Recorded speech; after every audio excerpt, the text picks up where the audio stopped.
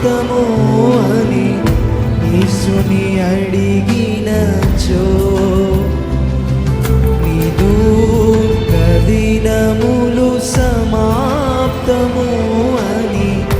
యేసుని అడిగినచో ఇదే కదా యేసు ప్రేమ కన్నీటిని తుడిచివేయును ఇదే కదా యేసు ప్రేమ కన్నీటిని